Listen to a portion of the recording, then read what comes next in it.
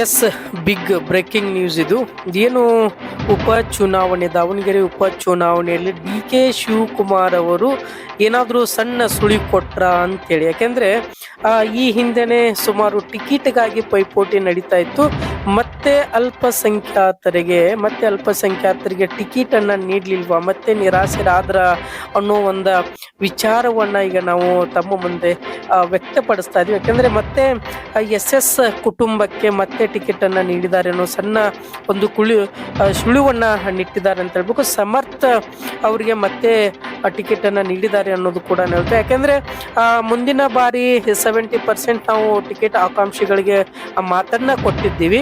ಆದ್ರೆ ಆ ಮಾತನ್ನ ನಾವು 70% ನಾವು ಉಳಿಸ್ಕೊಳ್ಳುವಂತ ಪ್ರಯತ್ನ ಪಡ್ತಾ ಇದ್ದೀವಿ. ಆದ್ರೆ ಆಸೆ ಪಡೋದ್ರಲ್ಲಿ ಏನ್ ತಪ್ಪಿಲ್ಲ.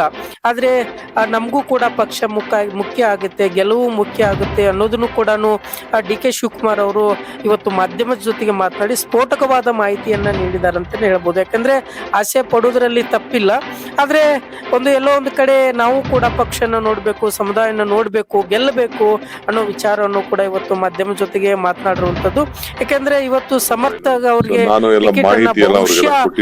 ಅದು ಫೈನಲ್ ಆಗಿದೆ ಅಂತಾನೆ ಹೇಳ್ಬೋದು ಅಂತ. ಈಗ ಮತ್ತೆ ಯಾರೆಲ್ಲ ಟಿಕೆಟ್ ಆಕಾಂಕ್ಷಿಗಳಿದ್ರು ಅವರನ್ನ ಕರೆದು ಮತ್ತೆ ನಾವು ಸಭೆಯನ್ನ ಮಾಡ್ತೀವಿ ಅನ್ನೋದನ್ನು ಕೂಡ ಡಿ ಕೆ ಶಿವಕುಮಾರ್ ಅವರು ಹೇಳಿರುವಂತದ್ದಿದೆ ನೋಟಿಫಿಕೇಶನ್ ವಿಚಾರದಲ್ಲಿ. ಬಟ್ ನಮ್ಮ ವಕೀಲರೆಲ್ಲ ಡ್ಯಾಮ್ ಹೈಟ್ ರೈಸ್ ಮಾಡೋ ವಿಚಾರದಲ್ಲಿ ಮತ್ತು ನೋಟಿಫಿಕೇಶನ್ ಆಗುತ್ತಲ್ಲಿ ಅವ್ರದ್ದೇ ಆದಂತ ಒಪಿನಿಯನ್ ಕೊಟ್ಟಿದ್ದಾರೆ. ನೋಟಿಫಿಕೇಶನ್ ಮಾಡಕ್ಕೆ ಏನು ಈಗ ಯಾವ ತೊಡಕು ಇಲ್ಲ ಅಂತ ಹೇಳಿ ಯಾವ ತಿಳಿಸಿದ್ದಾರೆ, ಅದೆಲ್ಲ ಕೂಡ ತಿಳಿಸಿದ್ದೇವೆ. ನಮ್ದೇ ಆದಂತ ಕೆಲವು ತೀರ್ಮಾನವನ್ನ ಮಾಡ್ತೇವೆ ಸದ್ಯದಲ್ಲೇ. ಇಲ್ಲೂ ಕೂಡ ನಾನು ಆಲ್ ಪಾರ್ಟಿ ಲೀಡರ್ಸ್ ನ ಮೀಟಿಂಗ್ ಕೂಡ ಕರಿಬೇಕಾಗಬಹುದು. ಅವ್ರ ಹತ್ರ ಕೂಡ ಚರ್ಚೆ ಮಾಡಬೇಕಾಗ್ತದೆ ಕರ್ನಾಟಕ ರಾಜ್ಯದ ಸಂಬಂಧಪಟ್ಟಂತ ವಿಚಾರದಲ್ಲಿ. ಸೊ ಅಲ್ಟಿಮೇಟ್ಲಿ ನಾವು ಒಂದು ಒಮ್ಮತದ ಅಭಿಪ್ರಾಯನ ಪಾರ್ಟಿ ಹಿತದೃಷ್ಟಿಯಿಂದ ಪಾರ್ಟಿ ಸೀಟ್ ಗೆಲ್ಲಬೇಕು. ಆ ಒಮ್ಮತದ ಅಭಿಪ್ರಾಯನ ನಾವು ಚೀಫ್ ಮಿನಿಸ್ಟರ್ ಇಬ್ರು ಸೇರಿ ನಮ್ಮ ಹೈಕಮಾಂಡ್ ಮುಂದೆ ಮಂಡಿಸ್ತೀವಿ, ರೆಕಮೆಂಡ್ ಮಾಡ್ತೀವಿ.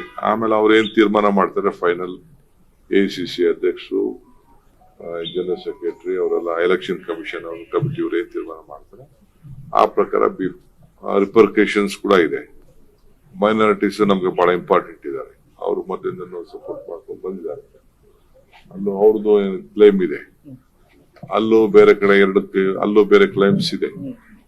ಸೊ ನಾವು ಅದನ್ನೆಲ್ಲ ಕೂತ್ಕೊಂಡು ಸಮಜಾಯಿಷಿ ಮಾಡಿ, ಆಸೆ ಪಡೋದ್ರಲ್ಲಿ ತಪ್ಪೇನಿಲ್ಲ, ಎಲ್ಲರೂ ಕುಂಡಿಸ್ಕೊಂಡು ಮಾತಾಡಿ. ಈಗ ನಮ್ಮಲ್ಲಿ ಎಷ್ಟೋ ಜನಕ್ಕೆ ನಾವು ಟಿಕೆಟ್ ಕೊಡ್ದವ್ರಿಗೆಲ್ಲ ಅಕಾಮಡೇಟ್ ಮಾಡಿದೀವಿ. ನಾವು ಯಾರು MLA ಗಳು ಟಿಕೆಟ್ ಕೊಡ್ಲಿಲ್ಲ ಲಾಸ್ಟ್ ಎಲೆಕ್ಷನ್ ಅಲ್ಲಿ, ಎಲ್ಲರಿಗೂ ಹೆಚ್ಚು ಕಮ್ಮಿ 70% ಮಾತು ಕೊಟ್ಟಿದ್ದು, ಅವರೆಲ್ಲ ಹತ್ರ ಬಂದಿದ್ದು ಎಲ್ಲ ನಾವು ಅಕಾಮಡೇಟ್ ಮಾಡಿದೀವಿ ಪೊಲಿಟಿಕಲಿ.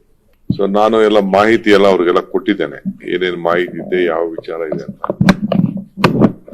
ಈಗ ನಮ್ಮ ಏನು ತಗರಾಲಾಗಿದೆ ಕೃಷ್ಣಾ ವಾಟರ್ ವಿಚಾರದಲ್ಲಿ